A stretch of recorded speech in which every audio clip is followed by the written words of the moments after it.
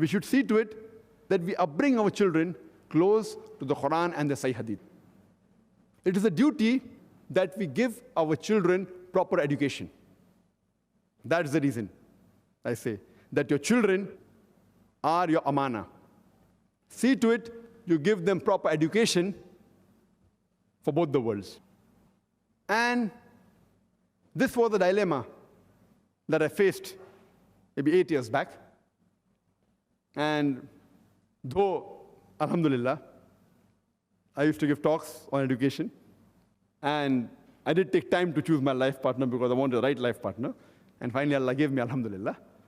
And when the children were born, my eldest son is 12 years old. And I always had that thing that we should have a proper school which has a striking balance between the Islamic education and the formal education. I don't call mathematics, science as secular education, because secular by definition means nothing to do with God. I believe science believes in God. Mathematics is Islamic subject.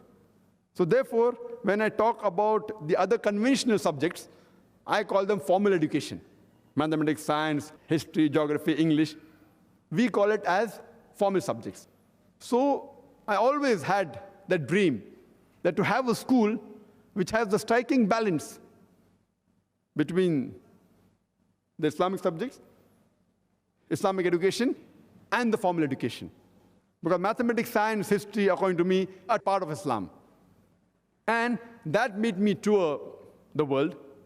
And I did a survey, alhamdulillah, of most of the Islamic schools at that time.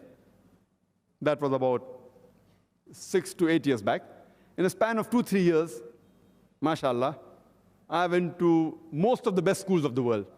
In America, in Canada, in UK, in South Africa, in Australia, in Malaysia. And I visited hundreds of schools.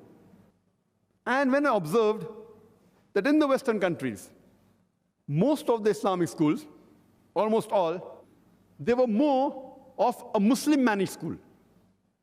Muslim-managed school means the management was Muslim, but I would not call them as Islamic schools. Because we realize that in the Western world, there is a fear of alcoholism, of drug addiction, about obscenity. So in these schools, we found that the dress code that the students wore, they were Islamic hijab, mashallah. They had a time for prayer, for salah, alhamdulillah. There was no alcohol, there was no drug, alhamdulillah. So that was what was called the Islamic school.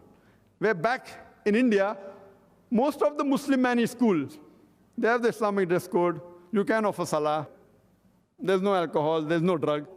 So I did not find something new. But alhamdulillah, considering the Western country, where drug addiction is common, alcoholism is common, obscenity is common, it is an achievement which I was happy.